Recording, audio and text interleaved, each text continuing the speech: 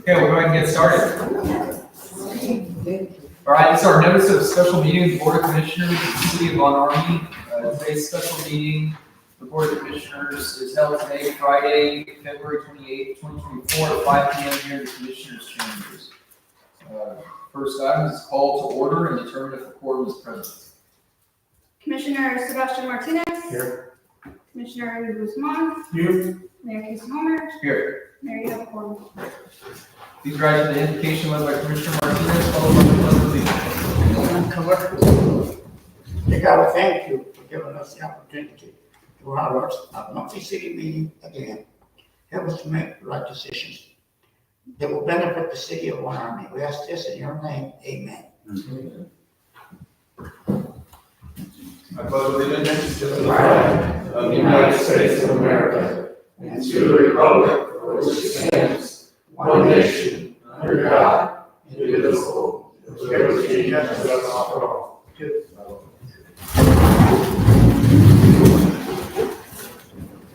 All right, citizens be heard. No citizens be heard. All right, number one, our consent agenda. These are the items that are routine. We have A, approval of minutes, and B, approval of police statistics. Anybody like to make a motion to? I'd like to make a motion that we approve the consent items. Okay, motion is made to approve the consent items. Is there a second? I second. Item has been seconded. All those in favor? Aye. Motion passes.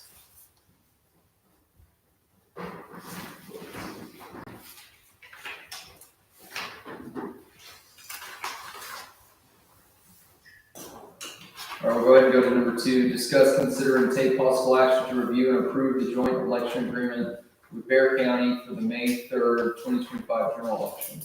City Administrator. This is sent over to me by the Bear County Elections Office. It's their general agreement with all the Bear County cities. Jacob, can you review it? We have, All same way we've done before. Okay. And what we would like to do is to also nominate a representative entitled to authorize any changes that need to be made. Sometimes they throw in last minute changes, and that way we can quickly approve them without having to come back and do another special meeting. What kind of changes? Usually it's just like price or minor things like how many voting apparatuses they're gonna have. But it's, They haven't set out the final election contracts yet, so they're still working on that stuff out. So we agree to go back and approve those? so I mean, we could either do it that way, or we've done in the past where we've authorized a representative to sign off on it. That way it's already approved. Now I know that the Municipal Clerks Association is negotiating with Bear County because when we went to the election law training in January, there's no language for recount elections or runoff elections, sorry. There's no language for runoff elections in the agreement. So they are trying to negotiate a new contract that includes runoffs if they're necessary, but that hasn't been finished yet. And on those, it has to be the mayor that signs them. Well, this one seemed pretty generic, so I don't have any issue with it. Anybody wants to make a motion? Do we want to go ahead and set a representative? Or just approve the agreement? Would that be a separate item? Y'all can do them together. Approval of this contract and appointment of somebody as representative to approve any future changes. This is just to like the administration of. Correct. Yeah, we're just gonna, this is authorizing Bear County elections to conduct our election. And I was kind of curious, because I remember, I didn't notice like Southwest ISD, They do their own. so like this election wouldn't, because Bear County doesn't do it, so the elections they're doing here wouldn't include They have their own ballot, they have their own separate polling site. Yeah. So they hold it, so we're doing it because Bear County holds our election, like, we don't have to be on the Bear County, we could do our own, but that's expensive. But the school district, I believe they partner with Vital to do theirs. Oh, so they use Atascosa Yeah. elections. Well, that was one feedback I had, my God, in the last elections, people were upset at Southwest. That's not us, though, that's their school board. Is that something we can appeal to the board for? I mean, we can ask the board, but I mean, that would be like the board coming and telling us, like, we don't want you to be on the Bear County ticket, we want you to, I mean, it's their choice. Okay. So, anybody like to make a motion regarding the agreement? Or do we want to have any further discussion about an appointee? I don't mind bringing it back to the board if there's any changes. We haven't till May. Right, Should do it before that. right. Well, this just seems like our election would be administered through them. So they would have the polling sites, they would bring the machines, they would have the staff and the people. So it's kind of a lot easier for us for the administration of the actual election on May 3rd. And this designates the election day of Saturday. May 3rd, it's the first Saturday.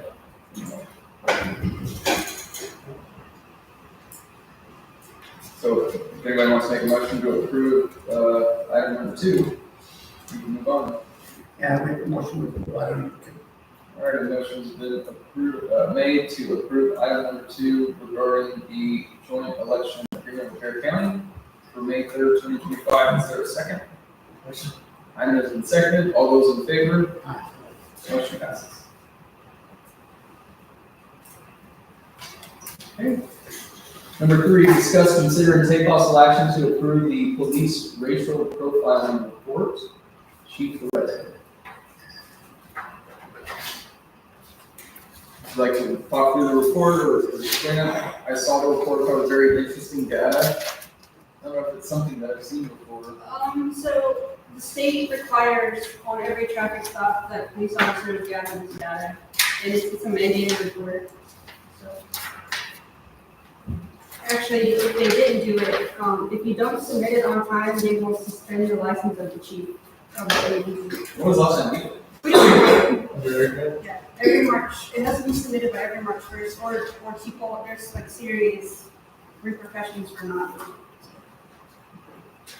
Was there actually you want to point out? Well, actually, most officers, we have to kind of divide for the different like categories of why the vehicle was stopped, if it was a moving violation or a vehicle inspection and all that. Also, it also prevents for actually officers preventing just to target certain grades, to prevent that as well. Most of the time it's most agency, that's why it was created, the state created that because some cities actually were targeting those type of incidents. So, and like I said, it's my first time doing this racial profiling, and pretty much the program we have here established, it pretty much gives you already the categories, and it just gives you the full numbers of how many people, how many Asians, how many African Americans, how many Caucasians, Hispanics. So. Interesting data. Anybody else have any questions or discussion points? No, I know that most of these departments use it. Yeah. I had seen a report like this, it's good. Yeah, I don't remember seeing something like this. Okay, so at this time, we would like to make a motion to approve the police racial profiling report. I will make that motion, Mayor. Motion is made to approve the police racial profiling report. Is there a second? A second. Is there any further discussion? All those in favor? Aye. Motion passes. All right, number 4, discuss, consider, and take possible action to purchase a skid steer for street maintenance projects to be completed by public works employees. Commissioner Martin. Okay, but we do need something because these streets, and that's my pet peeve with the streets. And I noticed that on the survey that was sent out, it's very important. It's right at the top. And we just can't seem to get going with the street maintenance. And we do, I know there's something we can do, but there's some of these streets that we're gonna have to get contractors to come in here. And if we have the money, we should do it. Right. Yes, it's allowed. So, my issue is we're in the planning, but if you have an update, so we have to So- go down to 3 categories. Yeah, so I wanted to, because remember we talked about the Safe Streets grant, the grants, and they're all on hold. The federal grants? They're all on hold. So they're all just, literally like, I've spoken to the Safe Streets people, everything is under review. So everything is just at a standstill. But our street maintenance once isn't on hold. No, We have the money. correct. So we need to do something about it. I agree, and so when we last brought this up, as I recall, there were kind of 3 categories. We had stuff that we can do, like get the skid steer, get the material, we can do that. Like, we can action plan that. And I'd say, yes, let's look at the options to buy or something. Somebody brought by to show us a skid steer, and that's when they put it on the agenda, but it ended up being like not something we wanted to purchase. Yeah, it does. At 18,000. But they dropped it off, we had it for a couple days, it had some leaves, had some mechanical issues, just, So now when I take it back, because Yeah. he's using it. It's in the valley. And, but you know, I got the, yeah. all spots It was where we parked. leaking hydraulic fluid, leaking diesel, there was an electrical issue with this, so I just don't think. No, and we talked about this and I decided, well, that's not what we want. No. But we do need a skid steer down there. No, we talked about it before. We're fine, we can still rent it if y'all want to, just that $18,000 is a good price, because, you know, we rented the skid steer 3 times, that's $15,000. So, but that specific one, no, we don't want to buy. I think for the meantime, if we're gonna do something, we should rent it. I agree. Get going, and see how it's gonna go. I agree. And eventually we'll put some money aside by one. I agree. Or try to find a grant or something, that specific skid steer is mine. When you rent, is it by the month? For the month is cheaper, yes. Okay. It's about $2,800, $3,000 a month plus the attachments. For all the work we could do, we could knock that out in a month or so. Yeah. Just everything within the plan, the stuff that we do ourselves, that we just do. The potholes and stuff. Yeah, Yeah, But eventually we have to pay these streets. yeah. We don't have that many streets. so the paving part is what's under review, really. Where? So, well, I was working on, the plan for the. She's been working on it forever. And it's gonna take- it's about finished. That's what we said last time we discussed, it's just about finished.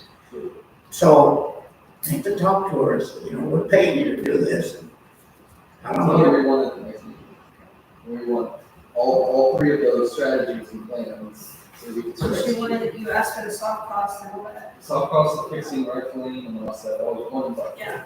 The other buckets, yeah, then there was the paving corridors bucket, the Benton City, north of I-35, and go off memory, we had some of those. And then I think it was a portion of Army Road, Yes.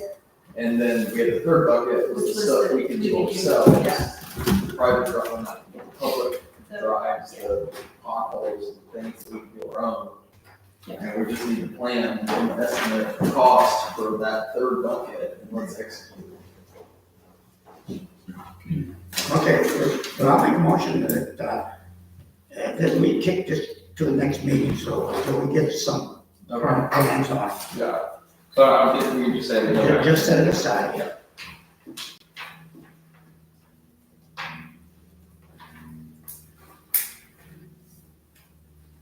Okay, number 5, discuss, consider, and take possible action to have an appraisal conducted on the property located at 13830 Benson Road, Bonham, Texas. 78073, Commissioner Newton. Is that a, do we move that one?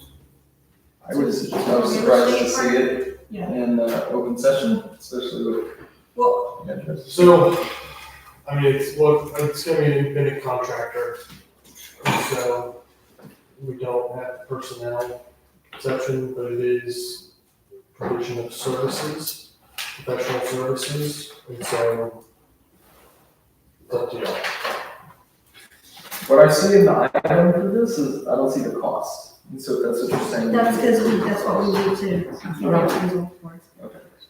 So you need a motion to direct. You'll have to give me permission to find a professional service. I can't just go do that without your approval. But we could bring this into executive session to discuss the topic fully and then come down to executive. Then we could. Okay, because this kind of goes with the real estate opportunities, and so if y'all want to put them together, we can move this one down. All right, it's time, would somebody like to make a motion to move item number 5 to executive session?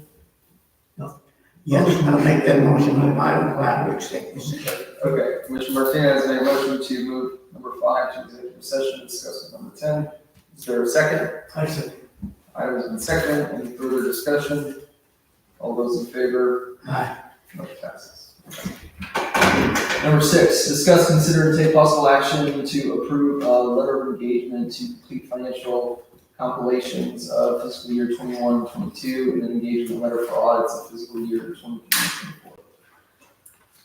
Okay, I had submitted the 2021-22 audits in October, and the way I take it, they put them in a stack, and they got to our section, and Eli recommends that we don't get a full audit on those years, that we get a compilation, and that we do the audit on the full audit on 23 and 24. And I sent him statements from 23 and 24 to review before he gave us this quote.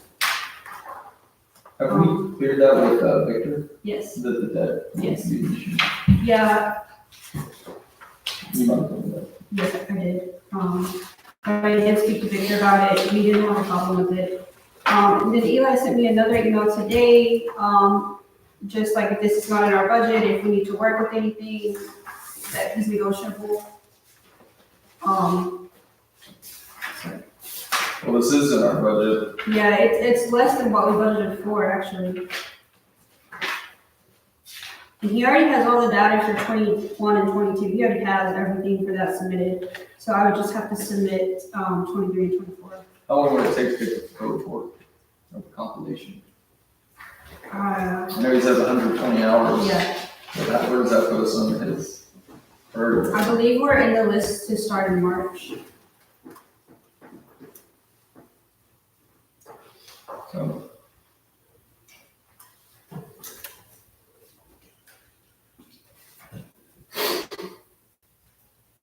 Well, I did the math, it's like 120 an hour, 130 an hour for CPA. And it's a nice. Yeah, they make a lot of money. Yeah. I did reach out to another firm for a quote, but they never got back to me.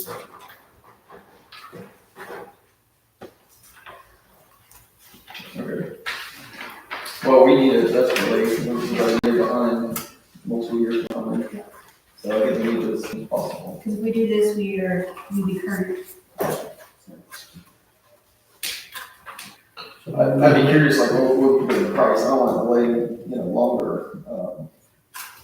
Well, we remember originally we did put it out for bid last year. Whenever we entered, because we did have a letter of engagement for him to do the full audit on 21 and 22.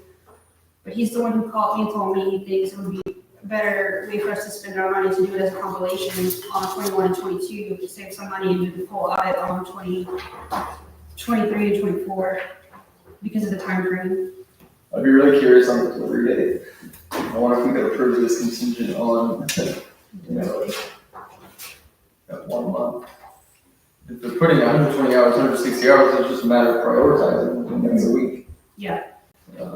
3 people, 1 week. Yeah. I'd like to. I know our 21 and 22 is in line to start in March. I know that.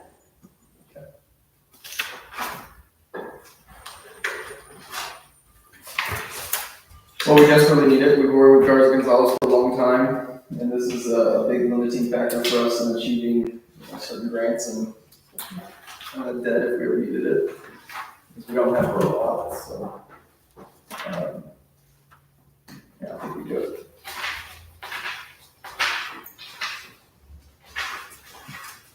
I'm curious, I would give them like a April I can ask for. April 15th. timeframe. deadline.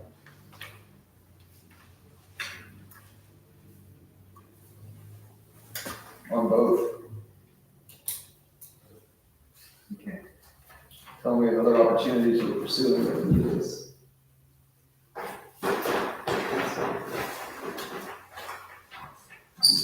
Easy. Yes. Or it's not gonna like make a motion, yeah, let's switch it. To take action on number 6. Yes, I do make a motion, we take action on 6 and get it over with. All right, would you be amenable to the setting the deadline of April 15th? April 15th is fine. All right, motion has been made to approve the Garza Gonzalez and Associates financial or engagement for financial compilations fiscal year 21-22 and an engagement letter for audits of fiscal year 23-24 with an expected April 15th deadline. Is there a second? Second. Item has been seconded. Is there any further discussion? All those in favor? Aye. Motion passes. Wait a second.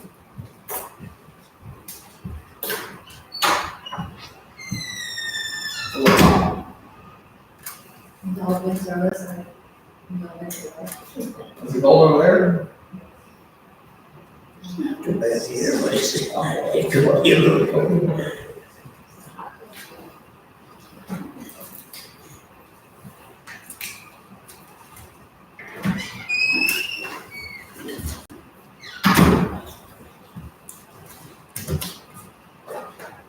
Okay, number 7, discussion and updates regarding code enforcement. I wanted to put this on, I don't know if there's something we might discuss with the chief, as part of the roles and duties. But there were several priorities that we were working on previously, and I wanted to make sure we weren't getting skipped. I noticed some progress with some of the dangerous structures, like the one with the tree had fallen on, that one's gone. And now you can see there's, more back there. But there's other dangerous structures that I know they're working on. So I wanted to see if there's any updates. Do you know all the lists? I wanted to make sure the chief was familiar with that list. We need to go around and do that. There's another trailer right here. One on the road, it's Yeah. down to the ground. Well, they're cleaning that one up though. They're slowly cleaning it up. And stuff about the post office. I don't know how specific we should get, but there was a list of things that we were working on. I want to make sure that gets skipped. Well, the one on the other side of the post office, We have had a couple people. somebody's been working on that, I think it's. And it looks good. You're talking about this side. This side. Yeah. So yeah, back behind there. And then there's like tires. They just dumped something on trash. Yeah, so I don't know if I was there or somebody just dumped it in that like ravine. There's a ton of trash. There's a ton of trash just all over the place. We've had a few old pickups. I don't know if it's related to that. Just stuff flying out of the trucks. That's a problem we had to address. But like all in the easements and on the road, on Hidden City Road, it's just trash. It was terrible. I don't know if when we're mowing, now we're mowing, I don't know if we're putting things and spraying it.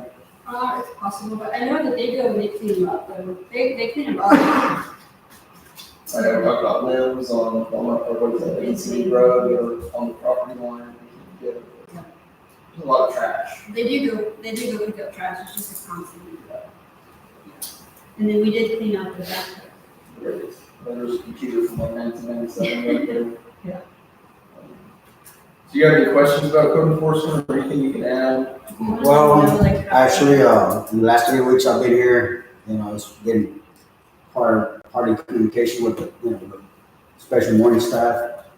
One of the things that I pretty much did, just move officers from different office, to do a better job to perform, which changed their schedules, days off, and some of them are actually resigned.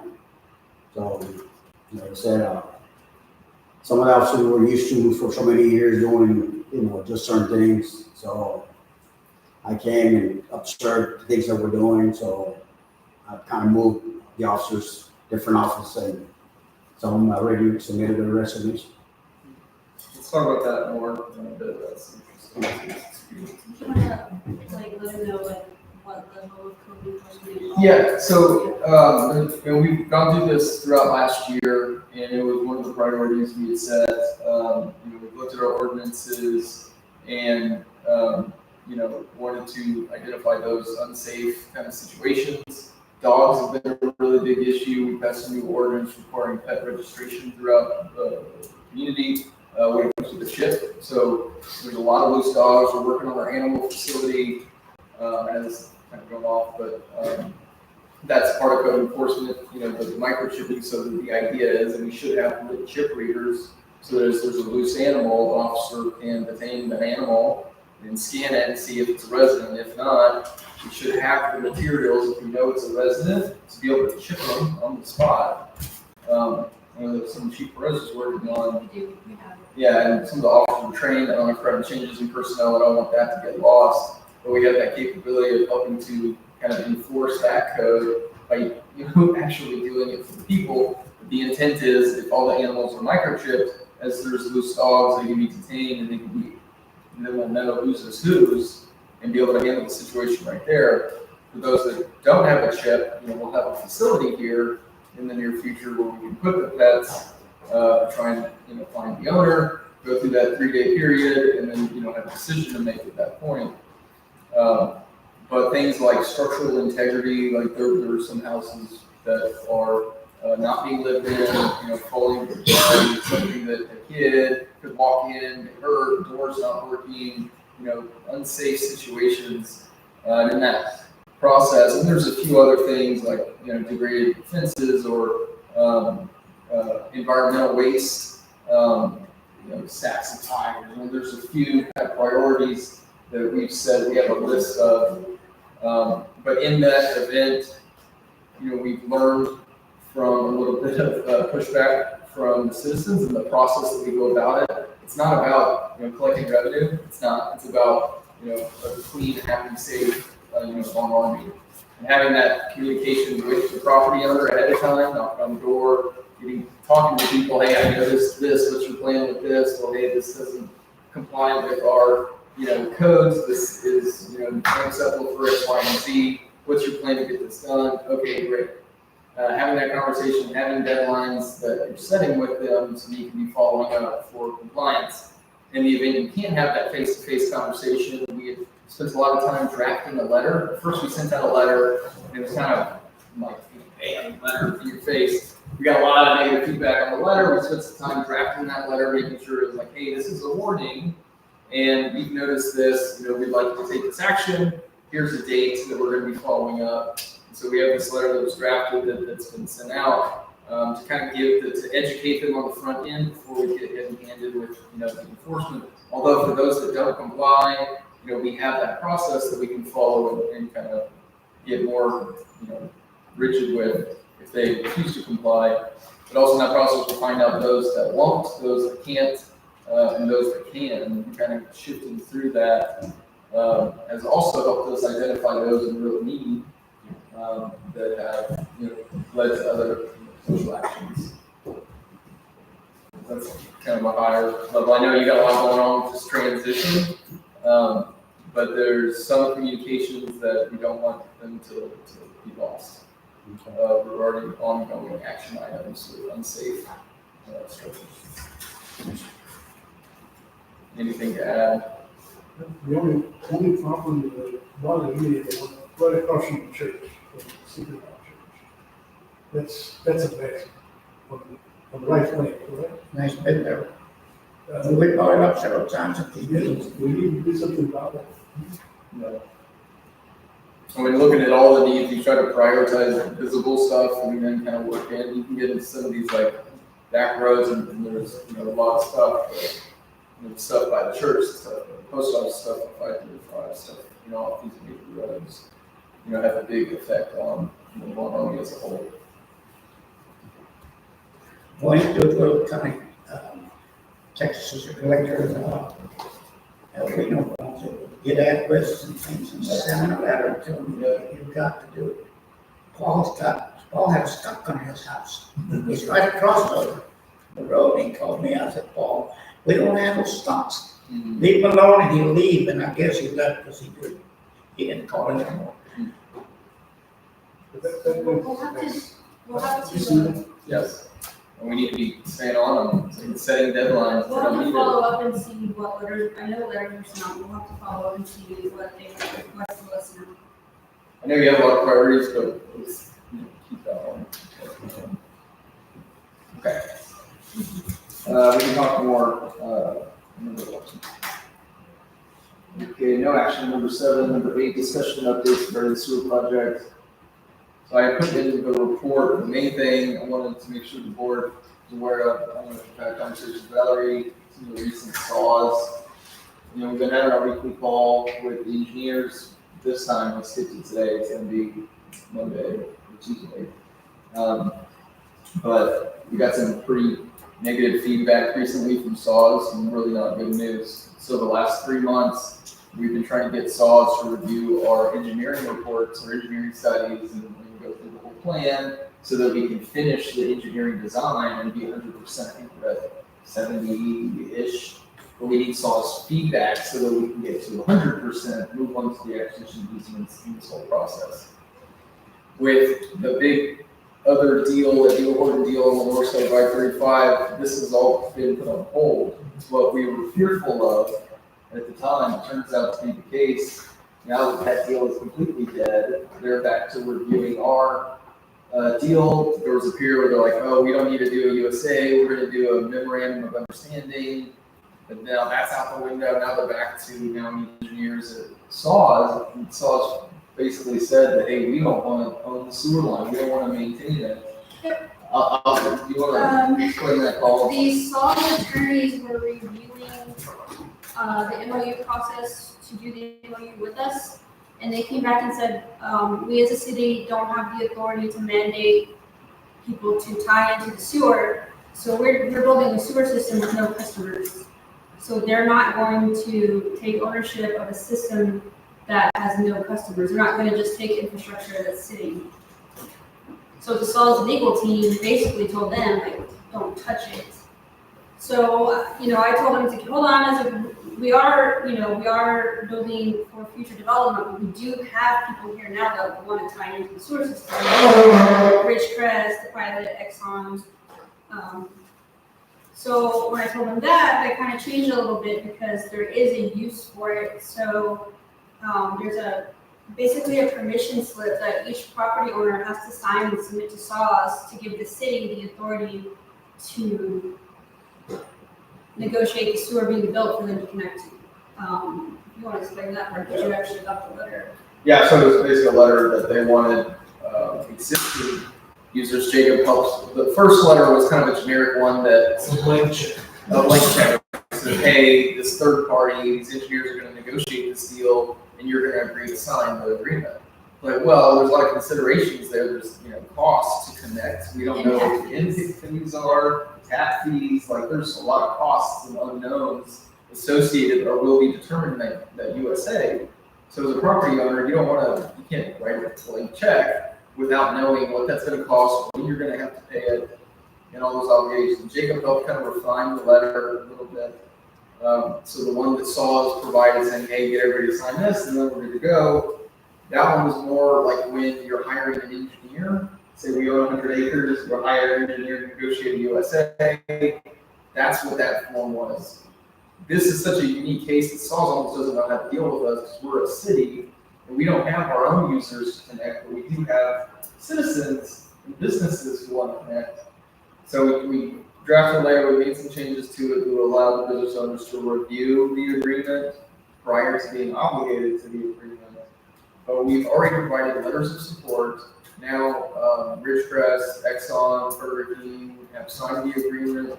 Pilot is the only one. And so we're talked to them a couple times, trying to push for this letter. They keep saying, yeah, whatever you need. I'm like, okay, sign the letter then. That's what I need. But we'll get that submitted back to them. But ultimately, this is a huge roadblock for us in this process. It's something that I wish SAWS had brought up 6 months ago. Yeah, or a year ago. Or a year ago. We've been in this process so deep. I don't think they thought we were gonna make it this far. Yeah, that could be the case. So we have this grant, which has now been turned over to Bear County, right? So The that's ARPA grant's been turned over to county, yes. great. Yes. It's not caught up in the federal funding. I did get the refund today, so it's not caught. Good. Yeah, and it's good, so we'll live 26, So December. December of 2026. Yeah. So our big goal has been, hey, this is the year, at least my goal at the end of last year, let's get this thing shovel ready, which totally could have been done if we had saws participating as we're submitting things. Or maybe at least on this May. Now, I'm not confident when this is going to be shovel ready. And it has to at least be versus 26 to use our grant funding. And the idea was, hey, let's get shovel ready so we can turn around and have a better chance of getting the rest of the funds that are available. These are the percentages. So the total project is 46%, but I think the engineering piece, project design, 56%, so close. And we need SAWS' feedback. That's where we're stuck. The engineers are stuck waiting for SAWS to say, yes, this is good, or we change this. We need them to approve our alignment before we can go any further with the easements. And now they're saying, okay, well, we know yours, the USA. Completely stuck on SAWS. And me and I had met with them in December with the legal team, and they didn't have any of this feedback. It was just like, oh, we'll know mid-January, and we kind of knew that, but now we know something completely different. So really, the sewer project is in a holding pattern, Yes. waiting for SAWS. And so we got these letters, we're gonna submit these letters, and we're gonna try to keep working ourselves. I just got a lot of contacts there. We all have our contacts, so we can push it. I think we really need to have set up another big wave meeting. Once we have the letters to submit and get to let them review it. That same meeting we had in December, we need to have, this is huge. I mean, and the more citizens that we can get signed up to can only help. So if this is something we want to put on the website or something and advertise to get more people signed up, I mean, any increase in connections is going to help our chances. So if there were any landowners that were along the path of the sewer, the more participation we have, people saying, hey, if you build it, I'll connect, the better. We started with the bigger businesses, but going where this is going, we have a letter, people along I-35 that want to connect. I've had a few conversations. There is some, risk, I shouldn't say risk to it. We've adjusted the letter to where you get to, review the agreement before you execute it. But it's a letter basically saying, hey, if you build it, y'all negotiate the USA, we're interested in connecting to the sewer once it's built. And that's now what SAWS wants in order to take, because we're going to build it, we're still building it out of our pocket, but we're going to want to dedicate it to SAWS, we want SAWS to maintain it. So they don't want that obligation, building a big sewer line that no one's using, is what their perspective is. They want end users. So we'll put that out there. Everybody else just put it in others. But we're not gonna wait, what we have, we can start submitting anything else we follow on supplemental. All right, number 9, discussion and updates regarding, in-town law. I'm just waiting on Ida to send us the construction, plans and where to finish it. Okay. We're got the dirt being removed. Everything's done, the rest of the dirt back there, we're just gonna lay out. So if anybody wants to leave If something. anybody wants it, yeah. But other than that, we're just gonna spread it out. And then I'm just waiting on Ida and the construction, documents are ready to go. And that'll have the costs. So you That'll have the costs. for the construction, Yeah. I have the estimate. And then from there we can bid it out. And we can start. I was gonna. However y'all want to do it. Once you have the construction estimate, you get our internal quote of like your next amount of material, the next amount of manpower, so Yes. the next amount Yes, of months yes. or weeks. So you think you can push it to have that next meeting? I was hoping that. Same with the street maintenance. And maybe that's Put a some more pressure information. on the, yeah. It's an action.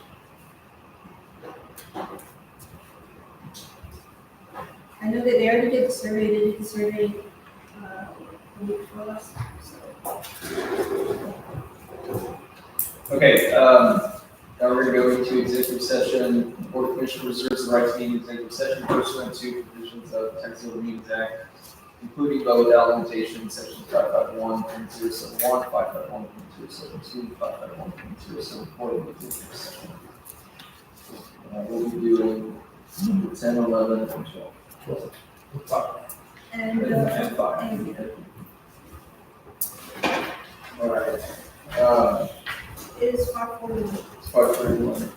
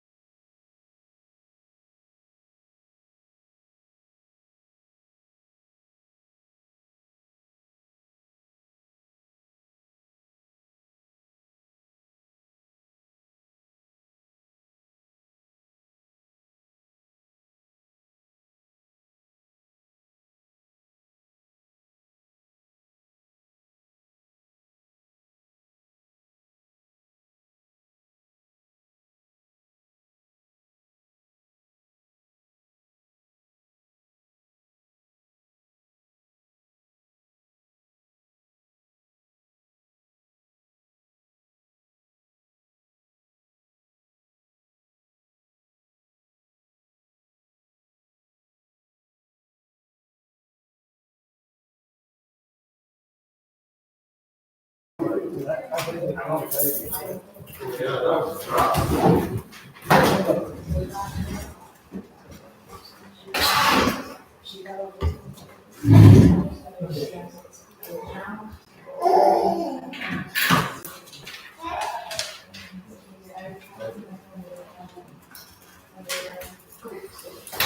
we're gonna open back up. It is 6:12.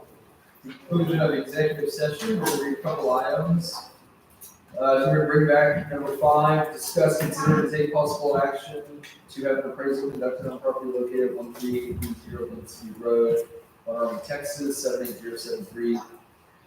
So at this time, we're gonna make 2 motions. We're gonna request a motion to direct the city attorney to draft an agreement with the landowner to authorize an appraisal to be conducted, Potential reimbursement of. including potential reimbursement of appraisal costs. Okay, that's the motion that we worked on it back there, so I'll make that motion. All right, motion's been made. Is there a second? I see. Item has been seconded. Is there further discussion? All those in favor? Aye. Motion passes. At this time,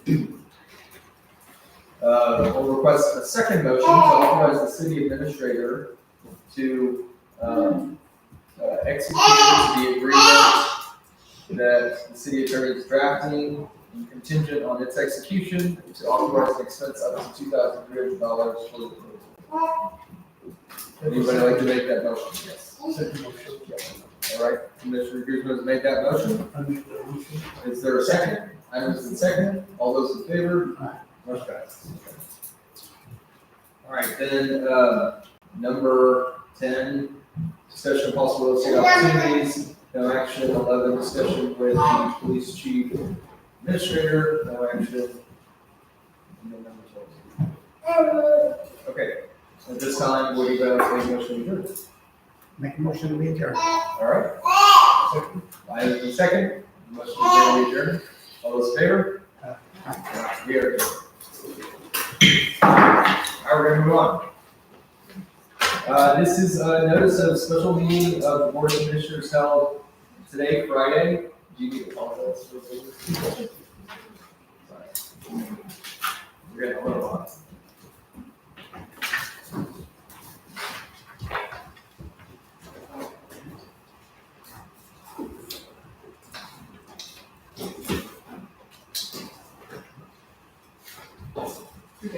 Okay. All right, notice of special meeting of the Board of Commissioners, the City of Ormy held today, Friday, February 28th, at 6 p.m. in the Commissioners' chambers. Call to order and determine the quorum target. Mayor Kiscomer, Here. Commissioner Raymond Guzman. Here. Commissioner Sebastian Martinez. Here. Mayor Yabon. Great. All right, item number 1 is public hearing. There were no citizens. Okay.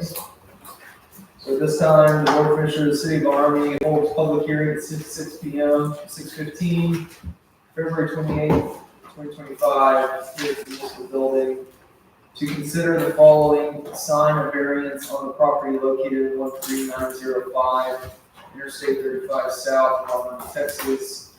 Members of the public can comment on items on the agenda, to submit comments or sign to speak.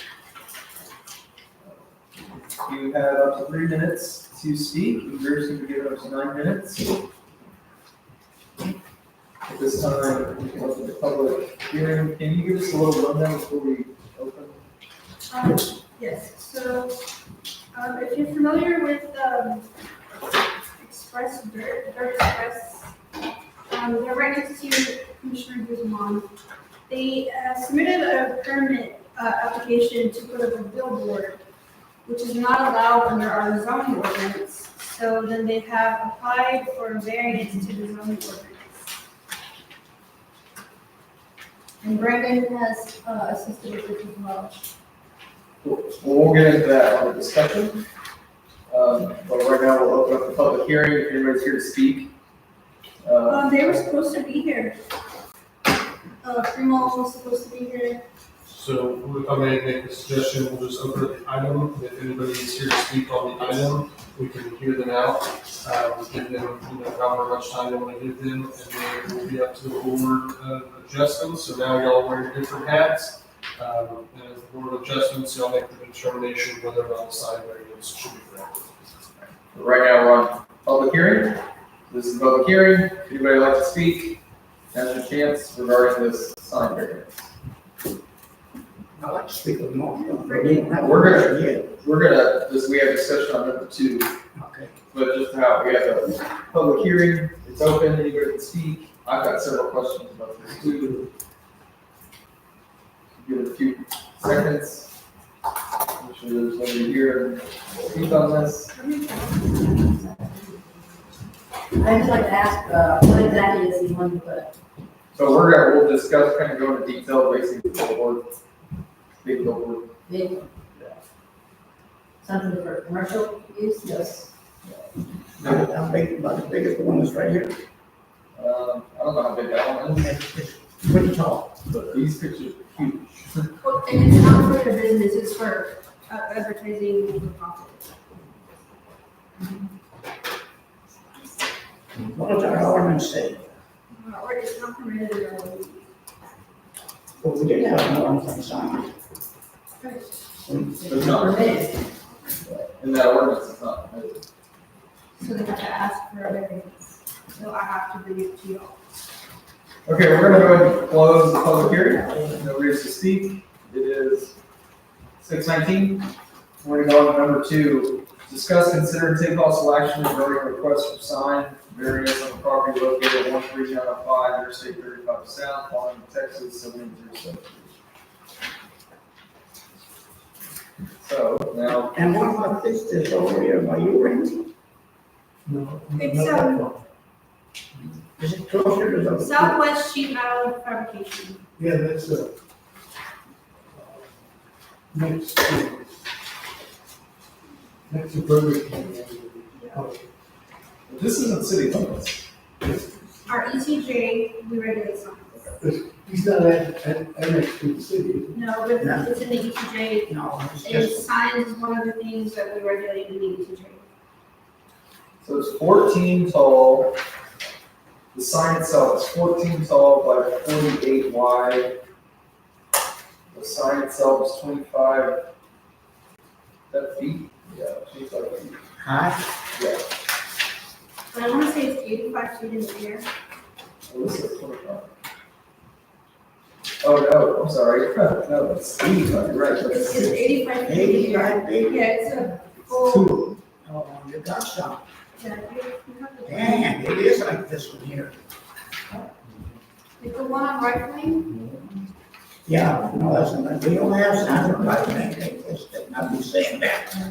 It's on the Sweeney property. Sorry, I'm just. I brought up a question about 3 months ago. How come that didn't get authorization to put the thing tower next to my house? It's It's, a, it's see that, not in the, it's not in the that city. antenna, they put next to me, Saw that big hanging building. It's not in the city. and that's not ETJ, Right, so there are and only. they didn't get Okay, permission. so there are only certain things we can regulate in the ETJ. I cannot regulate construction in the ETJ, but signs is something that we are allowed to regulate. Is that a cell phone? Well, Show me. But, so there are standards by which you have to decide if it's a variance is to be granted. Brandon, you want to explain?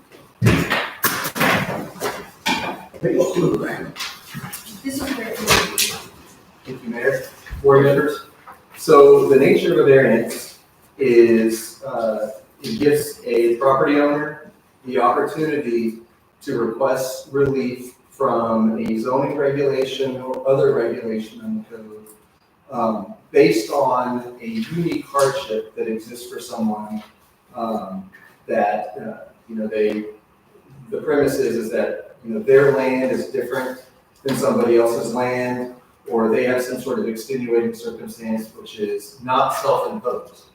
The courts, the federal court, Supreme Court has established case law to evaluate variances. And those are typically case laws that are in standards that are followed by cities. And so there's typically, things you look at. Y'all's code, we don't have these standards yet. We're going to be talking about that tonight, but there actually are procedures in the new UDC that we're going to be talking about tonight for y'all to evaluate variances, but you don't have that yet. So, but I'll kind of get into the things that typically you look at. Yeah. And so It's in our comprehensive plan.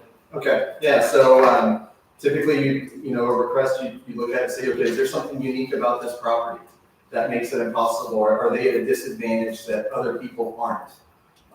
Is this self-imposed? Are they asking for the bare minimum necessary in order to be able to accomplish what they're asking for? Is there going to be any harm to the public? Are you guys going to be setting any kind of precedent here? So those are the things that you look at. Based on my understanding of this request, there's nothing unique to the property. It's just you have a property owner that's wanting to put up a billboard sign to make money. And so in my opinion, I'd recommend you guys deny the request. In my opinion, if you approve this request, you might as well just change your code. Because you're setting the precedent that, anything goes here. You're not creating any kind of standard. You wouldn't be approving a variance because of something that's very unique to this property that's not going to happen anywhere else. You've got a piece of land with prime real estate frontage and they want to put up a billboard so they can make money on it. So when the next person comes in, you're going to have to do the same thing or else you're going to get sued. So to me, the question really is do you guys want billboards in the city? If the answer is no, then I recommend you deny the variance. If you guys feel like this is a reasonable request, I think you need to change your code to allow billboards. Because there's nothing unique here, and in my opinion, this doesn't satisfy the very clearly established criteria for approving variances anywhere, much less here in Bonham. Just so you'll know, in our existing code, it states that the variance shall not be granted to relieve a self-created or personal hardship, nor shall it be based solely upon economic gain or loss, nor shall it permit any person the privilege of developing a parcel of land not permitted by this ordinance. There we go. So I'm curious, you talk about precedent sets. I don't know, the one behind me, when was that? What was that? Immediately after that one was done, I'm pretty sure we changed the code to disallow future billboards because the board viewed that one as a mistake. How did it get up there? We had ordinance. There was an exception granted for that one, and By whom? what? Who granted it? The board of commissioners here. Not this, but Business people.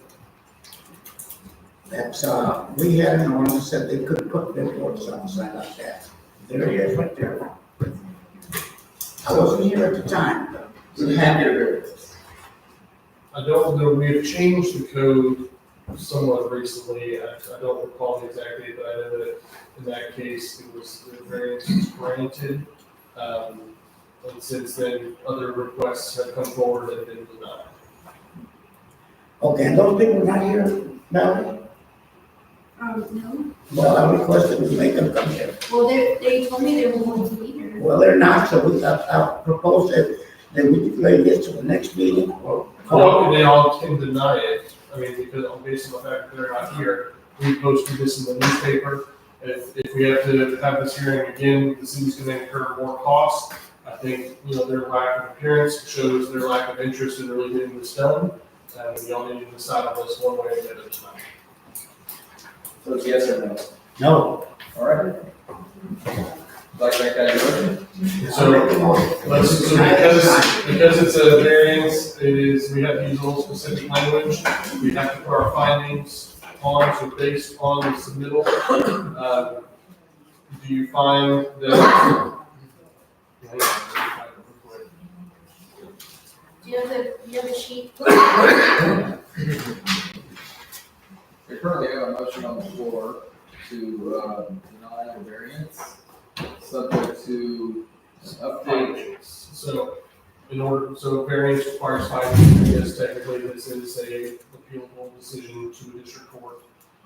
So we need the board to make a series of findings that there are not special circumstances or conditions affecting the land, that the variance is not necessary for the preservation and enjoyment of the substantial property right of the applicant, that the granting of variance will be detrimental to public health, safety, and welfare, or injurious to other property in the area, and that granting of variance will have the effect of preventing the orderly use of other land within the area and the provisions of the ordinance. That there are not special circumstances or conditions affecting the land involved such that a strict application of the provisions of this ordinance will deprive the applicant of the reasonable use of the land, and that the variance is not necessary for the preservation and enjoyment of the substantial property right of the applicant. So, of those options, would you like to amend your motion to deny based on one of those options? So there's not unique. We haven't even had time to look at this. Come on, please. You got that one now. I don't have nothing to look at. They have all this. Wait, that is there. Okay, but here's the thing. Just like Brandon said, once they are gonna do it, it's gonna set a precedent. And everybody's gonna want a big sign out there. And when we started this city in 2008, we didn't want to see this big billboards. And I saw people the same way back then. I don't know anybody else. At this point, is we need to deny, there's like service. I understand that, but in order to protect the city, not wanting to set a precedent is not a good legal reasoning. And so I need y'all, if you can, to come up with a better condition for disapproving the variance, so that if this was to be appealed, then we have put on the record our stated reasons for denying the variance in accordance with our code. Give us a chance to study it. We'll do it all tonight. Well, we have to give a reason for the. Why do we have to? So that if we're protecting the course, they can appeal it, and they can sue us or take legal action against us if we're just, denying it on, without a specific reason that we're allowed to deny it for. And so one of the reasons is that there aren't unique conditions of the property that require a billboard, right? That's one of the options you say, if your motion is to deny the billboard because there's no unique circumstances of that property that require a billboard, that would be a reason that we can deny it. We don't know. Well, you know. You might, but we don't.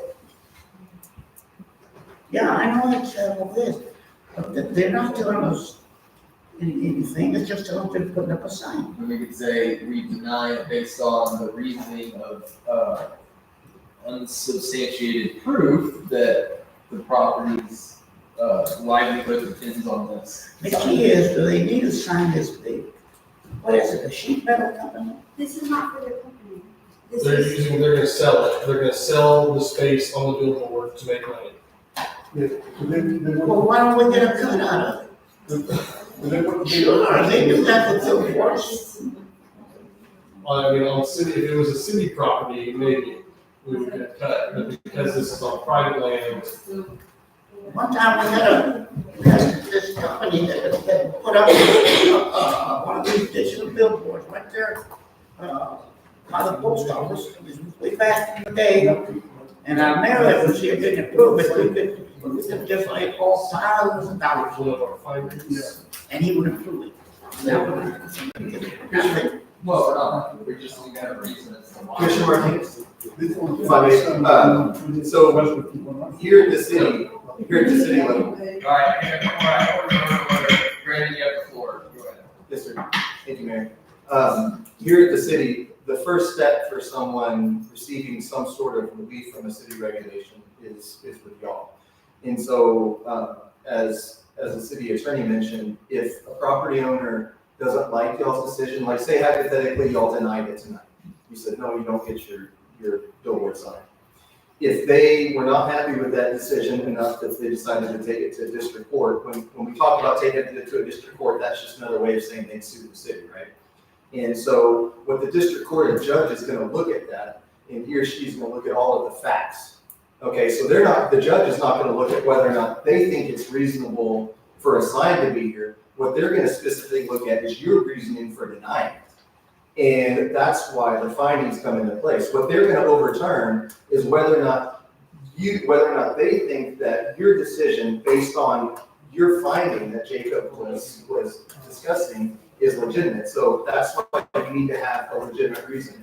And y'all's code gives specific reasons by which you could deny it. And so some cities, they just give a list. And so they say, commissioners, do you agree with this statement? So the city attorney could potentially say, do you agree with denying it because you don't think that there's anything unique about this property? If the answer to that is yes, then that's one of your findings. Or do you agree with not approving this because you think that there would be some sort of harm to the city? If you think the answer is yes, well, that's another reason. So if you're inclined to deny this, that's definitely your authority, but you need to decide some of those reasons. And I think what I'm happy to give you, assist with some of the facts on the case for you all to make a decision. If you can ask me, do I think the property is unique? No, in my opinion, I don't think it is.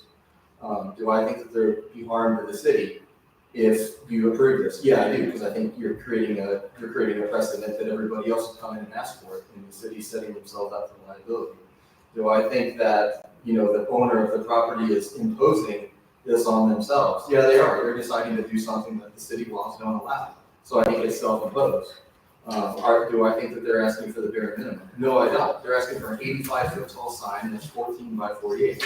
So those are the findings that you have to provide. It's, in my opinion, it's something that y'all can do tonight. Or you can take a look to the property owners here if you guys feel better about that. But that's the reasoning for it. Now, Does that help? we still have an ordinance. Take it, Greg. We still have an ordinance somewhere. There's a temp limit on the signs. It basically says no signs unless it is a small personal sign advertising for the business on which the property site is located. So they're trying to get around the ordinance, or ordinance says they don't need this. So they're trying to get variance from the ordinance. Can we make any money off of it? Don't get it. No, You can't. not at this stage, not. Well, why didn't we think about this before this stage?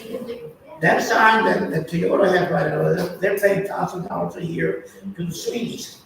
Why can't they, it's just our extraterritorial jurisdiction, why can't they pay the city? So then you're getting paid as the city for changing your law or for allowing an exception. And so that gets into improper zoning or improper granting of variance and right. We would need to have some kind of permit. It would have to be our property that we let them put it on for us to collect It's money. like the whole quid pro quo. Well, this is our property, this is the city property. Well, It's It's not city owned We don't property. No, well, do you have a motion? go ahead, Ray. I have a motion that, to look to delay the equipment order, Deny, sorry. deny Yeah. the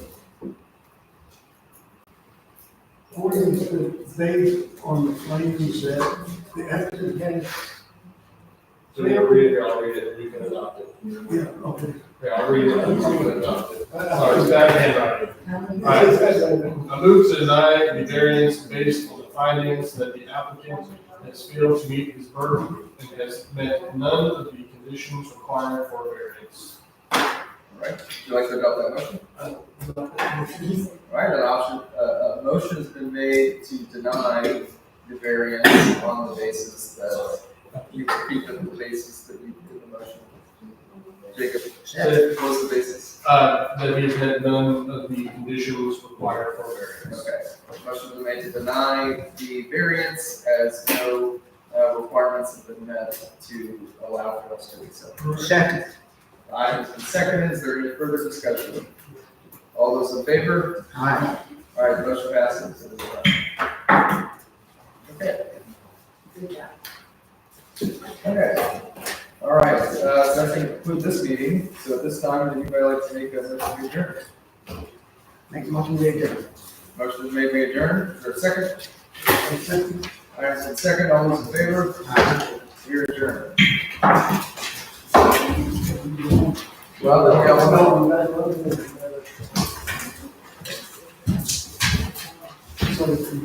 I'm sorry, I got that.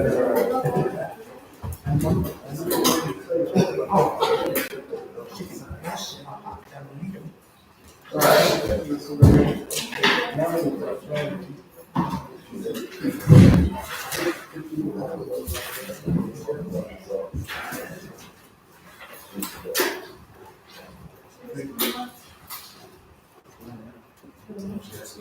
Okay, we're going to start our next meeting. This is a notice of a meeting of the zoning commissioners of the city of Ormy held today, Friday, February 28th, 6:30, now 6:37, in the commissioners' chambers here at the municipal building. Call to order and determine the quorum is present. Mayor Casey Corner, Here. Commissioner Raymond Guzman, Commissioner Sebastian Martinez. Here. Mayor Quorum. Great. All right, move on to number one. This is our public hearing. Same thing, zoning, it's now we're zoning commissioners of the city of Ormy is holding a public hearing and possible action regarding the proposed occupancy development code today, February 28th, 2025, regarding the change in zoning code of the city of Ormy. This is an open public meeting where anybody's invited to speak. You can have 3 minutes, or groups can have up to 9 minutes. So we're going to open it for public hearing, then we're going to move on to number 2. We're going to be discussing a few things related to the development code. But at this time, the code has been on our website, and anybody is welcome to speak on any aspects or habits. It's a kind of a good overview of the document. It's several chapters to this development code. A lot of the more restrictive chapters have already been adopted. Things that require treatment of wetlands, the sizes of subdivisions that could be built, lots and block sizes. We've passed chapters related to park land dedication, park improvement fees. There's several chapters to this development code that have been adopted, including a planning ordinance. We've adopted a planned development district, which is a fairly cool mechanism. That's probably my favorite part, where it's a zoning category somebody can apply for. Instead of getting a variance from the code, they can apply for a planned development district zoning, which is based off their project specifically to what they're going to do. And so, they can apply for that zoning. You can come to us, we can deny it or approve it. And it's a good mechanism for potentially bigger projects that may not conform to all the restrictions that we have recently passed. But this public hearing is related to the occupancy kind of aspects of the code and the new zoning categories that Brandon has put together. So at this time, we are looking for public comments, and then we're going to get into the next item. Yes. Casey, can you, I looked at this 61 pages and it's a lot of developer, builder, engineer, kind of double speak, and I had to look up a few of the words. What is the benefit to doing this? I mean, what changes are we making? Is this for future development, ETJ, within the city limits? Is it going to change anything if I buy the property next to me and I want to build a house there? I mean, what changes? That's a great question. We're going to get into it. I think it's a very important question. I'll go ahead and hit on this. The forum's not supposed to be kind of Q&A at this stage, but it's such an important question. You get a little feedback, and then once we get to item 2, we'll let Brandon kind of talk more in detail. So the proposed, there's legacy district, which is everything that it is currently. So nothing changes with current zoning districts. This only comes into play if something that's not currently zoned for its use, and so like if you and your house, or like if you and your house, you wanted to build a convenience store or something, of the original code, you would have to rezone to say a commercial use. Well, now instead of rezoning to one of the old legacy districts, you would rezone into one of the new districts. And the new districts have different uses. And so this originally started out when we were trying to update our occupancy uses for future development. But it's set up kind of two categories. There's the legacy districts where the way it is now, nothing changes. Your property doesn't change. It would come into play if you wanted to change your zoning, then there would be new zoning districts that have different uses that are allowed in those districts. Does that make sense? I'll let Brandon get to it here in number 2, but essentially nothing changes with the existing.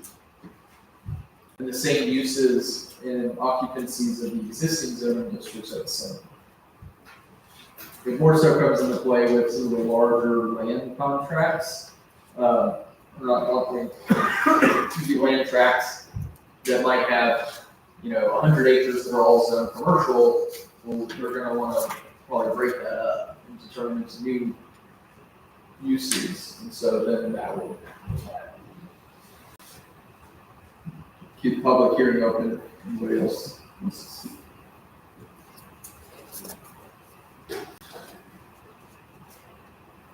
So we can't question and answer. I mean, it's just. We'll get to the one discussion in item 2. I'll give Brandon some time. I'm not opposed to recognizing some specific questions. We do have a lot to kind of discuss with it. We also have the purpose of the survey, which is published on the wall, which also we're going through this process. Because there were a lot of questions that we were running into going through this that were big questions that we wanted to see. And that was gonna be my comment, that's what this is, Becky got the answers, okay. And what survey are you talking about? There was a resident survey that was included in a newsletter. It was delivered to everybody's door. It's been posted. I haven't seen that. We've not seen that. No. We're in the middle. Survey. None of us use I had signed up None for. of us, or I mean, that a lot of the, already have some, they don't use Facebook, they don't use media, Right, so it was printed and it was to be handed out on every door. and it wasn't handed out every door. I didn't get one. We got right behind the post office. Any other public comments? It sucks that you can't give us a survey. We're not going to, The reason why we're email, Because it was handed on every door. that's the reason? Wasn't it? It was mailed. No, it was taken. Yeah, it was taken to every door. no, sir. There's so many of us right now saying we weren't handed in our door. I hear you.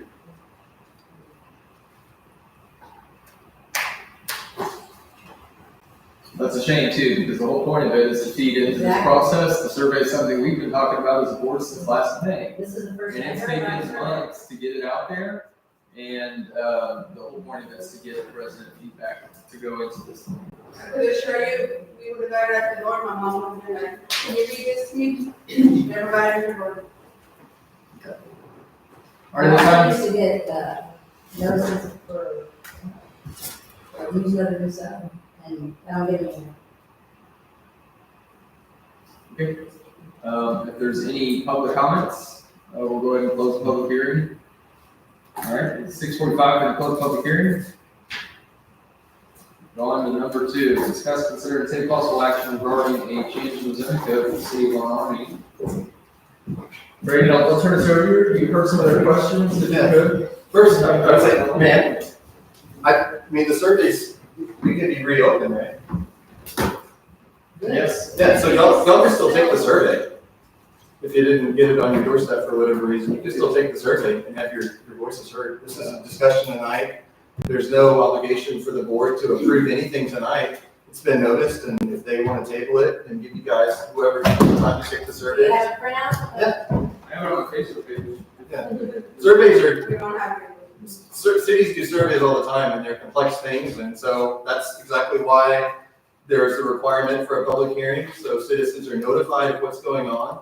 And if you didn't get the survey, you have the opportunity to come tonight, and your government has conveyed to you that, hey, we did a survey. Oh, you didn't get it? Well, you still have an Let opportunity. me inform you, this city doesn't do surveys all the time, okay?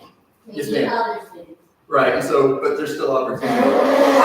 Why would they be held out? That would be a more clear to people to get them, because look what you, the stamp, I mean, look at we had to pay somebody to go out there and deliver them, so why not mail them out? They're in our doors with QR code to license. But people aren't getting them. Yeah, well, apparently, they do. Yeah. Yeah, that's okay. We'll That's get what I'm y'all, saying, why not put them in the mail? we'll get y'all survey tonight or tomorrow and make sure it's. But what about all the rest of the people that aren't here? Well, it's something we could discuss. So we've had a public hearing, we got your feedback, appreciate the feedback, very valuable feedback. Well, Bradley, can you be on speaker and say we can table this for the next meeting? That's up to the board. Or everybody said it. Well, hang on now. So we're in we're back into our session, right? We've had our public hearing, we've got the feedback, appreciate your feedback. Now's the opportunity to tell you what's going on, and then we can ultimately make a decision if we want to table this item. We can. So let's go through the steps and bring in the floor. If you could give a high level kind of introduction to the benefits and what we're trying to do, and the restrictions too. So I think that's also very important. So go ahead. Absolutely, thank you, Mayor, thank you, board members, thank y'all. So, City of Von Ormy was established in 2008, right? It's a pretty new city. And, you know, I'm not aware of any city at least in this region, much less in, within a day's drive here that doesn't have the zoning code and doesn't have development regulations. All cities have development regulations. Your authority to have development regulations that govern how land is developed, it's given you by the state. So there's state law that says y'all can create regulations that dictate how land is used and how it's developed and built out. And cities create zoning because typically their citizens care about the way the city grows. They care about keeping people safe. They care about order, and frankly, they don't want their cities to turn into a dump. And so that's why cities typically adopt zoning, subdivisions, and those types of things. So prior to the mayor and this current board and this current city administrator, the city, y'all had a zoning code, and still tonight y'all have a zoning code. To my knowledge, it was just a zoning code that was kind of like copy and pasted from some city in North Texas. And so it wasn't, in my opinion, looking at it, it's not a great fit for this community. There's a lot of stuff in it that doesn't make sense. Ms. Malin, we've worked together before on some development, and it's a difficult code to navigate. And so when this current board took over, they wanted to do the right thing and they wanted to revisit that code. And so what they wanted to do, all the city has is zoning code. Well, most cities have a subdivision code. They have other codes dictating how roads are designed to make sure your roads don't fall apart, developers don't build you a 5-year road. And so they wanted to look at all these regulations and also revisit the zoning code and redo that zoning code and make something that's more practical and makes more sense. So some cities just create a zoning code, subdivision code. Other cities create what you call a whole development code, which has all these regulations together. And so that's what we've been working on since a year and a half ago. And so, like I said, y'all never had a subdivision code, which determines how land is subdivided, where somebody can't come in and just create, 300 lots that are only 15 feet wide and stick a bunch of, tiny homes on it or something and create a ton of traffic. So subdivision code governs that. Make sure developers put in the right infrastructure. That way, citizens that buy houses down here aren't, dealing with infrastructure that doesn't work and they're left holding the bag while some developer ran off rich and was able to cash in on everything. So this board adopted a subdivision code. We've been kind of adopting this whole set of regulations in pieces, right? They've been taking it easy, eating the whale one bite at a time. And so they adopted the subdivision code, and then 3 months ago, they adopted regulations, some new floodplain regulations, and they also adopted some regulations that control stormwater quality. If you go up to San Antonio, you can see what's going on up there. You've got asphalt.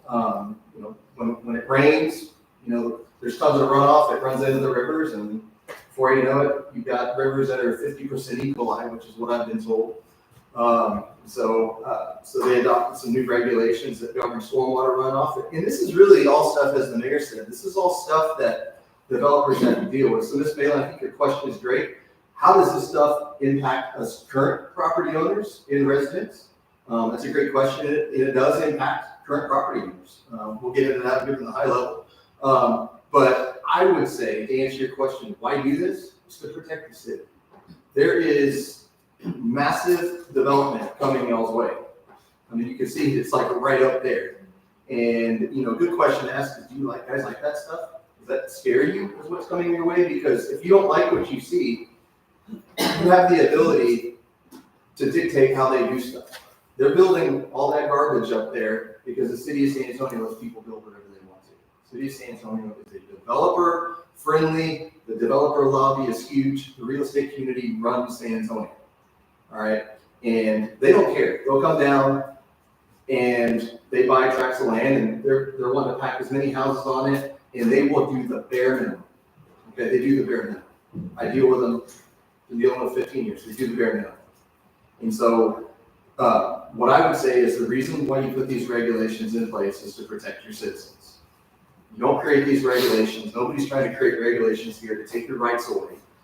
Definitely want to talk about how it impacts you guys, but that's not the purpose of creating. I'm not here because I want to take your rights away as citizens. I'm here because I've seen and know what the developers do. I sometimes work for them and sometimes tell them I'm not going to work for you. Go find somebody else. I know the way things run. And if you guys don't have regulations on the books, you're going to look just like San Antonio. You don't have it. So that's why you create these regulations, to protect yourself. And at the end of the day, what I always say is if you have concerns about the regulations, you know, that's where democracy comes into play. Democracy comes into play. It gives you all the ability to create regulations and govern your own shit. And tell other people when they want to come into this community and develop, gives you all the ability to create regulations to tell them how they're going to do it. You want to do it here, you're going to do it our way.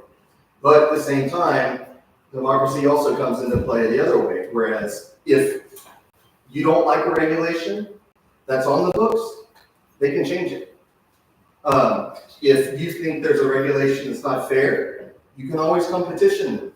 And if you don't like their answer, well then run for council the next time around. There's always a democratic method there to make sure. But so, you know, like I've said before, if this council or this community wants a good project, there's ways to make a good project happen. You can always make a good project happen, this board and y'all the citizens that come here and say, hey, we like this project.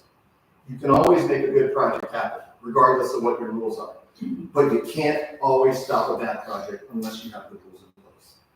So that's what it's for, in my opinion.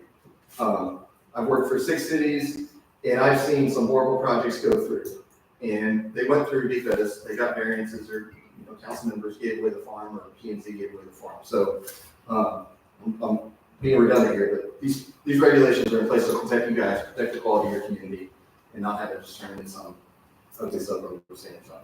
So that's the high level. Thank you, sir. What regulations would that be? So, Yes. yeah. Okay, so there's really, I would say, 3 different areas when it comes to development regulations. So like say you see like that housing subdivision, or the 2 or 3 that are going on up there, the ones where all the houses are great, it looks like a ghostly community. First thing that they have to do is get the property zoned, okay? So in y'all city, you've got like 5 or 6 different zoning districts. There's commercial all along, there's a thing called grandfathering. So, if you've got a single family home, that's great. Nothing's gonna change on that. I'd say in the single family zoning districts, the biggest thing that's proposed to change in the single family zoning districts is whether or not you can have manufactured homes. So that's want to come out, and that's kind of the biggest thing that's set to change in the residential districts. Why would that be? Good question. Why would that be? That's the direction of the board. You cannot have a. You can have it the way, if you have mobile homes right now, Yeah. you can keep them. I understand, it's like, yeah. But the way the code is proposed right now, there are going to be, I'll go ahead and, you guys want me to, I went ahead and brought that one up, so let me go ahead and keep going with it. Yeah, and that's also something that's included in the survey. Something I took on, a big advocate of the manufactured housing industry, and I realized a big percentage of Von Ormy is manufactured homes. Our survey indicated kind of mixed reviews, kind of split. I think we had 56 people participate in the survey. We'd love to have more. But that was one thing that, that hasn't been changed on this new proposition as it was to manufactured homes. In the past, though, there was a requirement for a special use authorization. However, the initial occupancy structure did allow for manufactured homes in residential districts. Well, then it's because you're talking about it being vain for new homes that are coming in or people that are building. Are we going to get a higher property tax? Probably, right? Nothing here has to do with property tax. Well, it does. It Well, does. Because whoever's next to me or whoever's next to her or whoever's next to her, and they have a house that has these provisions that it has to be so much, so much, so much, so much. I mean, that's gonna affect our property tax, I know. Nothing what we're doing today, though, has. No, I understand that. I'm Values? talking about values, yeah. Taxable values? Absolutely. Yeah, so, the higher dollar, if somebody builds a 5,000 square foot house, it's gonna have a higher tax value, it's gonna produce a higher tax revenue than would, a tiny home that's 600 square feet. I understand. So, yeah, so in that sense, yes. Yeah, and you actually do bring up a good point, because there's other things in these like future districts as far as, there's very architectural, I'll say, and like distances you can have from the roadways. There's density restrictions, to where, with the lot and blocks, and it's already passed, that, there's certain restrictions on how big a lot can be. Right. And with the idea that, kind of controls the density of what's been built, and does favor something that creates a higher value. I don't understand, we have a little community of 2 and something miles, right, of our Yes, 2 place. square foot. Okay, 2 square miles. Why would our board want to, and I'm asking you and you, Sammy, why would y'all want to not allow mobile homes? There are people that are on fixed incomes. Say they have a property that, they want to put a mobile home on, that's less taxes for them. Did you think about that at all? When we had that, bird, we showed where how homes are doing, mobile homes are doing at, can you show it to, I'm sorry, say what? you know, that. I don't want to know where the We mobile homes are found the at. bird, If they could we build. want to see where the houses are gonna be at. The mobile home. The comprehensive. Oh, we have that, yeah. That didn't talk about where manufacturing homes would be though. Okay. So, It does a different commercial. Yeah. So I can answer. So, this code is not proposing to take away your existing manufactured home. It's just going to be limiting the placement of new I'm not manufactured. dumb, I understand Okay. that, but it's not letting it go forward either. So, If I have a peer review house, my house burns down, I can't put a double wide on not with this code. no. Wow. So there's things you can do. So again, we're here, well, there. Is this a Brandon show, or is this our commissioners? Is our commissioners are dictating that? I can tell you, I had to be recused, I was recused for a certain amount. so here's a couple things. That's So, totally ridiculous. so this is why we're here tonight to talk about this. Okay, so nothing's done yet. And you guys are here, and if y'all feel it differently, Don't tell me to run for the board, that's not the business. You're not even a member of the committee, so don't even tell me to run for the board, okay? Okay. I didn't All know. right, so we're past the public hearing, it's been generous, kind of having a question and answer kind of aspects of this. We're on the item, we're discussing it, happy to answer the questions, love the community feedback. But we're kind of in the discussion point of this, where we can discuss these things. And that's one restriction of the code, and I'm thanking you for bringing that up. well, I was about to add, so let me finish. There are things that we can talk about. So one way that communities, if they want to be a little bit more deliberate when manufactured homes are allowed, nobody's proposing to get rid of manufactured home parks. You can still put manufactured home parks. This code is also allowing manufactured homes in agricultural areas. And so something else to look at, if you guys don't like the idea, this is a starting point right here. You gotta start somewhere with these regulations in terms of drafting things up. If you guys don't like that, there are other things that we can write into this code. You can look at allowing manufactured homes maybe in certain areas and certain residential lots. Maybe if you have a whole area where you have a city block that doesn't have any manufactured homes, maybe you don't allow them there. If you have site-built homes, maybe you've got, a whole city block that's got nothing but site-built homes. Our council came here and told you that they didn't want house, mobile home. I recommend that you be more, oh, absolutely. Oh, wow. Yeah. And you don't live here. Oh, I don't. Okay, all right, so let's actually go to, so this was the point of the survey though. Can I finish that one thought? So one thing I propose is that you guys can come up with regulations that say, in this area, manufactured homes can be allowed if there's 3 or more homes operating. Or you can just, tell the board that you'd like manufactured homes to go in. And we can tell the board we don't want, right? Exactly. Or I'm here to take your advice. Yes, so I wanted to bring, this was the point on the survey, that's why we really want to get the survey out there, because it was something, we all had our personal feelings about. Some of us felt one way, some of us felt the other, and that's perfectly okay for us not to agree. And so this is why we want to get the communities involved, and there's a few questions in the surveys related to it. So I do favor, getting a lot more participation in the survey. One of the questions, should manufactured home be allowed in areas of site-built homes?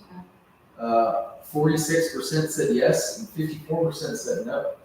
And so ultimately, kind of going into that, that's kind of what we're trying to pull from that feedback for those items that we may not agree on, opening it to the citizens. But that's not So we really got- fair, not everybody answered. Well, And I would like to go with that survey myself to people. That yeah, would be I nice. think that'd be great. So I would table this tonight. So that's something we can consider. So, and I think you've clearly got a split in the community. No, we don't. Well, 46, Yeah. Come on, guys. This isn't Come the on, debate. guys. All right, this is another thing. So something else, again, I'm here to come up, you guys pay me to come up with solutions to issues. Solutions to part of your community wanting this and part of your community wanting that. So one thing that we've talked about, and this is why we're here today, is again, going back to what I said.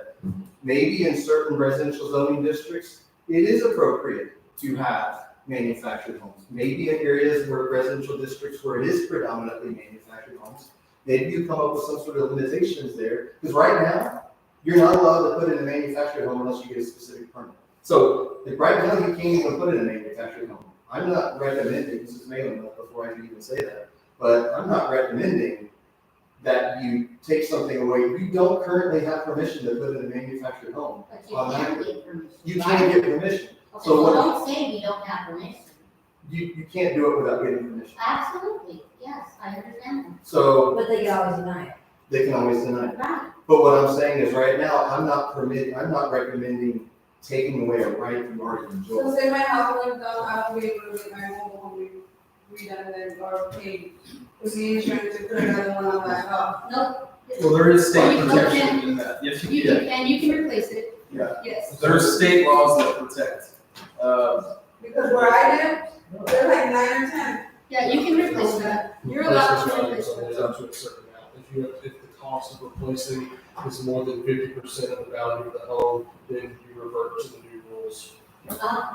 Did you say that? If the repair cost of doing the replacement of the building is more than 50% of the total value, I think it reverts to the new rules.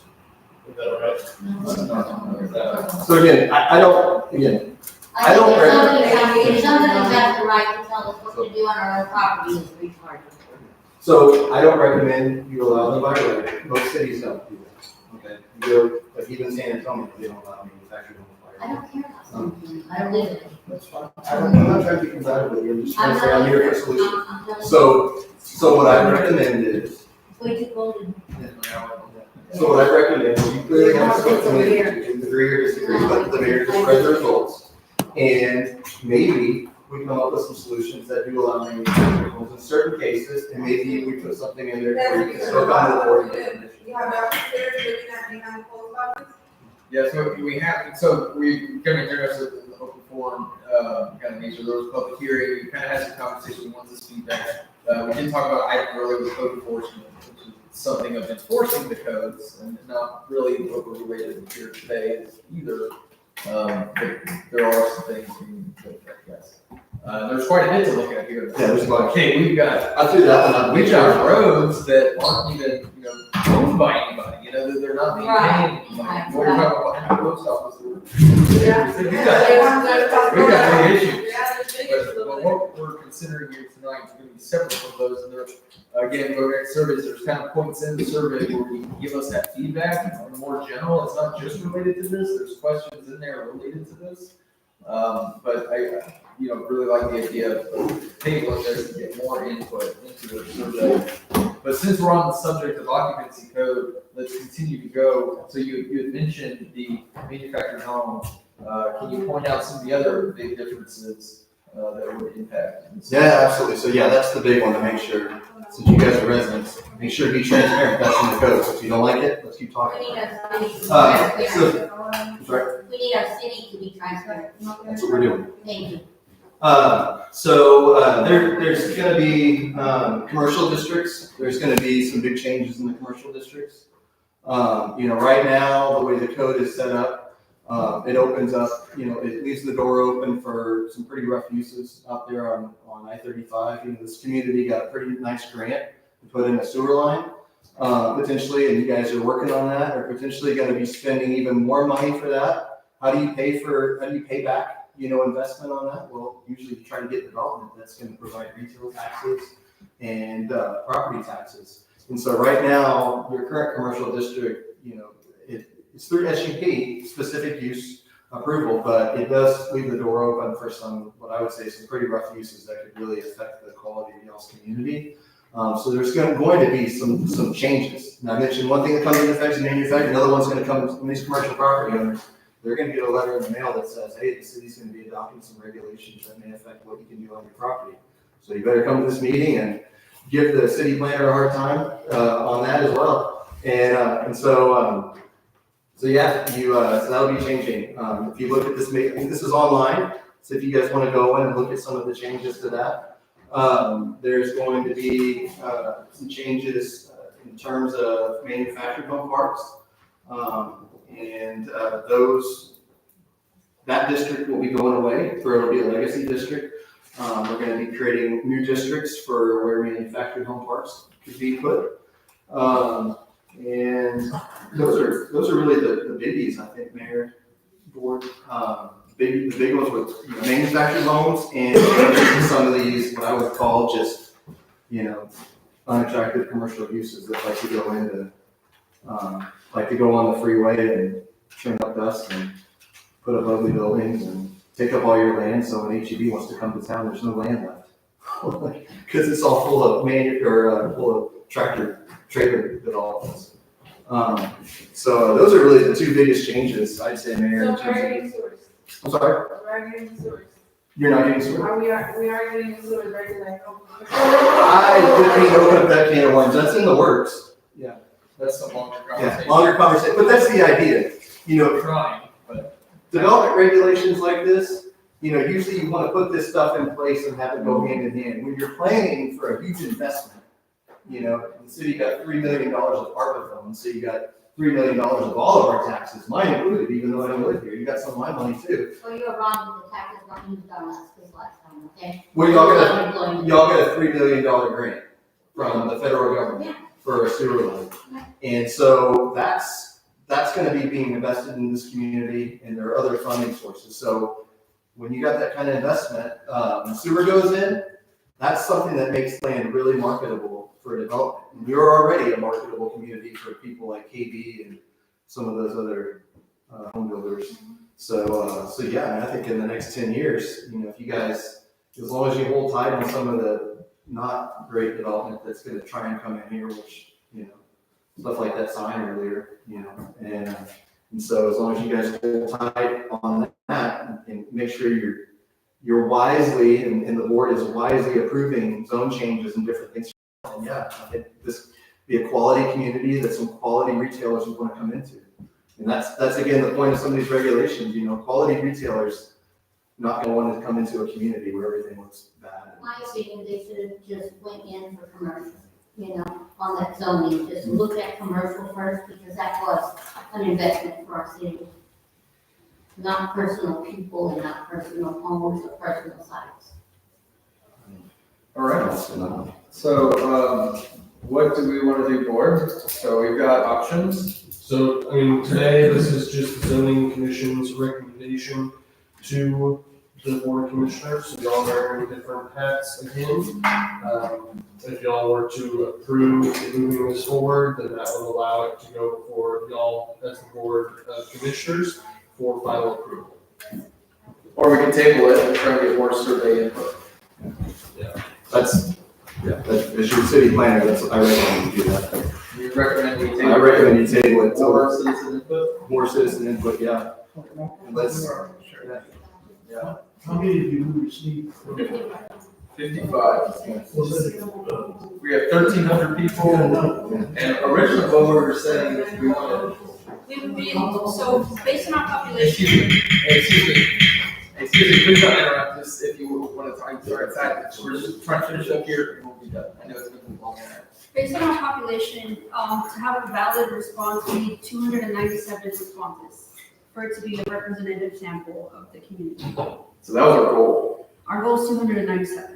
and we got 56. Yeah, and that's because we put it out online.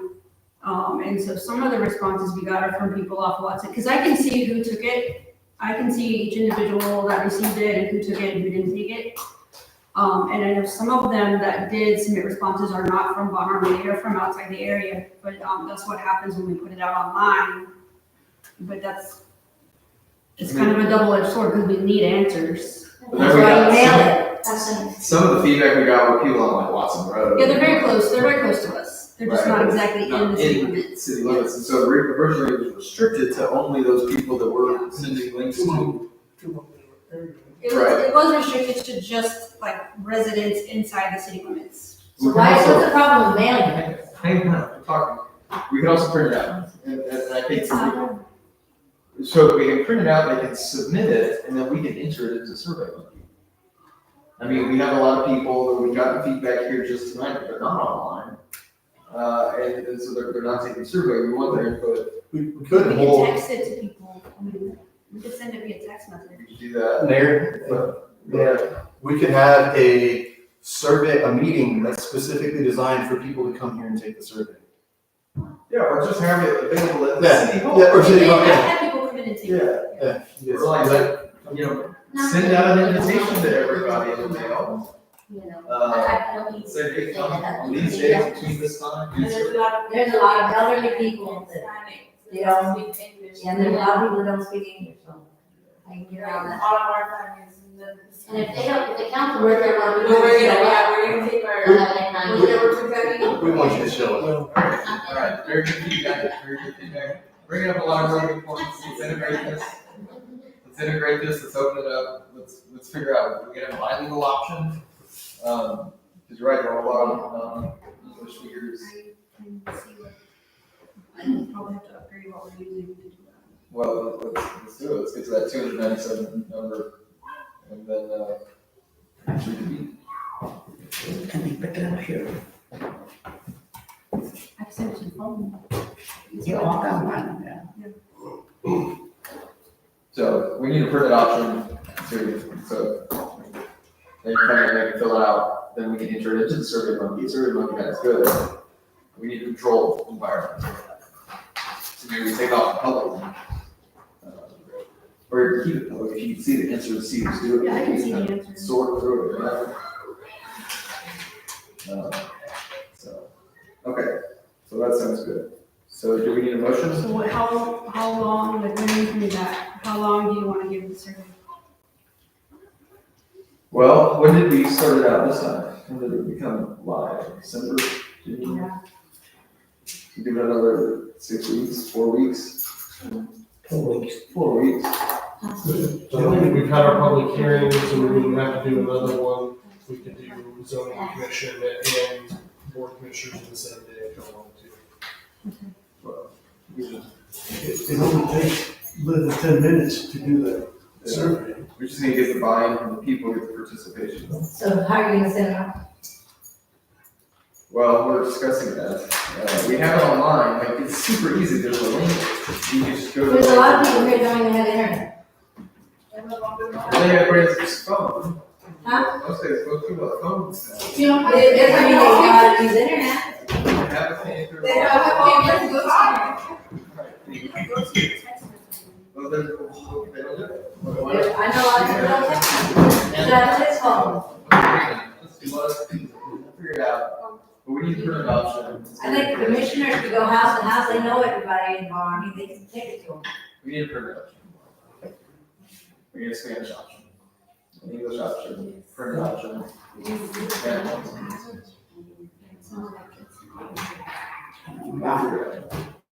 Do translate it. All right, we can give it one time to figure it out.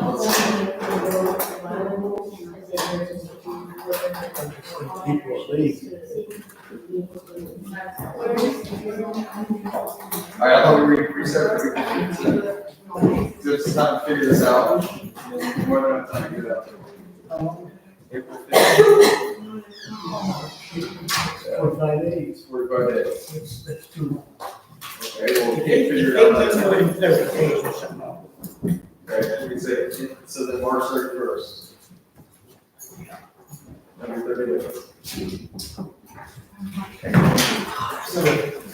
So Monday. How long is it gonna be before that, another 2 weeks before they figure it out and send it out?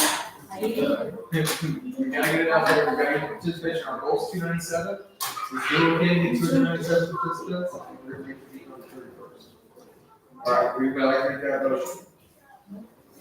We table this item and reconsider our meeting of the zoning commissioners, March 31st.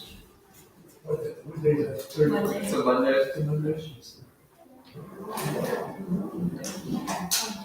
I'll make a motion that, give deadline for that survey, March 31st. All right, so a motion's been made to table this item and reconvene March 31st.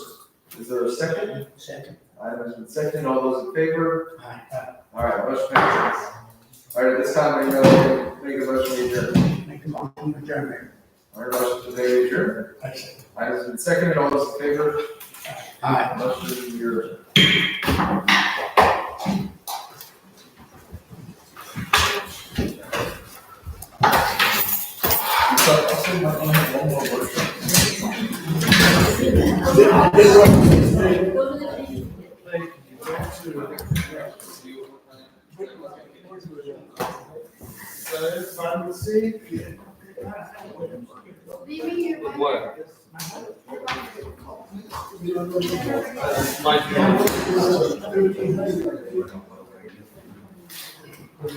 We need to print it. So, it's on my duty. We try to do it when we can online.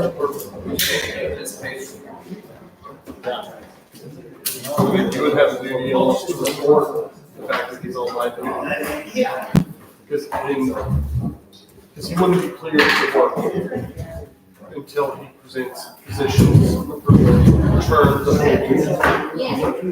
which one? Didn't run over? No. I have it. No, we just posted it. I don't think it matters.